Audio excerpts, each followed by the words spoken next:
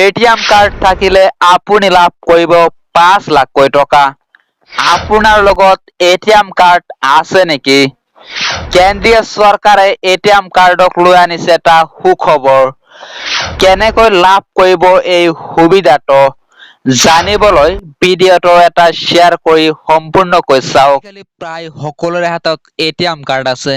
কম সংখ্যক লোকেহে ATM card ব্যৱহাৰ নকৰে। কিন্তু আপুনি জানেনে যে এটিএম কাৰ্ড থাকিলে 5 লাখ টকা পৰ্যন্ত সুবিধা একেবাৰে বিনামূলীয়া পাব পাৰে।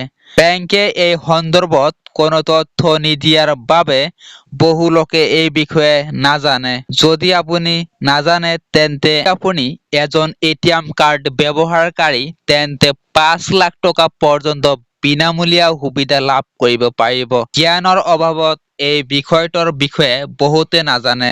যদি আপুনি প্ৰধানমন্ত্ৰী জন ধন যোজনা আৰু ৰূপে বা মাষ্টাৰ কাৰ্ড ব্যৱহাৰকাৰী হয় তেন্তে 5 লাখ টকা পৰ্যন্ত বিনামূলীয়া বীমা লাভ কৰিব।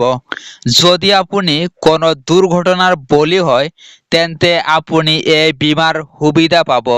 লগতে কোনো বৃহৎ দুৰ্ঘটনাৰ ফলত আপোনাৰ মৃত্যু হ'লে আপোনাৰ মনোনীত ব্যক্তিয়ে এই বীমাৰ ধন উলিয়াব পাৰিব। যিকোনো এটিএম কাৰ্ডৰ আবেদনৰ সৈতে আপোনাক বিনামূলীয়া বীমা প্ৰদান কৰা হয়। যদি আপুনি যিকোনো বেংকৰ এটিএম কাৰ্ড কমেও 45 দিন ব্যৱহাৰ কৰিছে তেন্তে আপুনি এই সেৱাৰ বাবে যোগ্য। কাৰ্ডধাৰী অনুসৰি বীমাৰ কভাৰেজ ভিন্ন হয়। ইয়াত ন্যূনতম 50,000ৰ পৰা 5 লাখ টকালৈকে যাব পাৰিব। যদি আপুনি বেংকৰ ক্লাছিক কাৰ্ড ব্যৱহাৰ কৰে তেন্তে আপুনি 1 লাখ টকাৰ বীমা কভাৰেজ পাব আৰু প্লেটিনাম কাৰ্ড ব্যৱহাৰ কৰিলে 2 লাখ টকাৰ বীমা কভাৰেজ পাব। জেনেৰেল মাষ্টাৰ কাৰ্ডত 1 লাখ আৰু প্লেটিনাম মাষ্টাৰ কাৰ্ড আৰু ভিছাত 5 লাখকৈ টকা পাব।